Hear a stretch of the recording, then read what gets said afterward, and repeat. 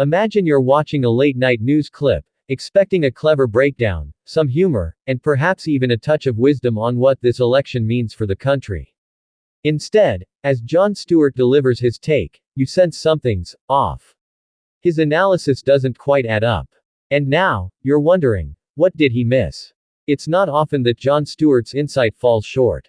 For years, he's been a go-to for political commentary, praised for his sharp wit and nuanced takes. So what went wrong this time?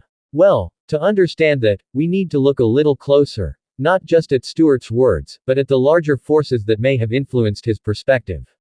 Stewart's breakdown of the election follows a familiar pattern, a sprinkling of humor, a dash of cynicism, and a big scoop of skepticism toward both sides. But for some viewers, the focus feels misplaced, the stakes minimized, and certain glaring issues left untouched. And here's the question that keeps coming up. Was this really his honest analysis, or was there a deeper reason for his balanced approach? What if the real impact of the election, the hard truths and stark divisions it represents, were too hot to touch, even for Stewart? Let's dig deeper. In today's media landscape, even powerful voices can be subdued, steered away from sensitive topics by complex pressures. Maybe it's a network directive, maybe it's subtle self-censorship. Or maybe, just maybe, Stewart himself is wrestling with the uncomfortable reality that, telling it like it is, has a higher cost than it used to. But here's where it gets even more interesting. If Stewart can't, or won't, tackle these issues head-on, who will?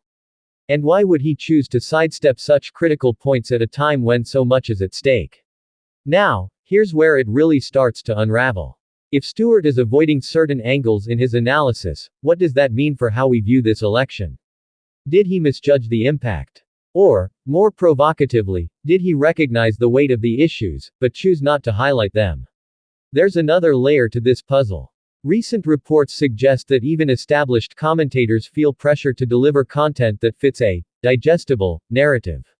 Perhaps Stewart, too, faces the pressure to keep his analysis within acceptable limits.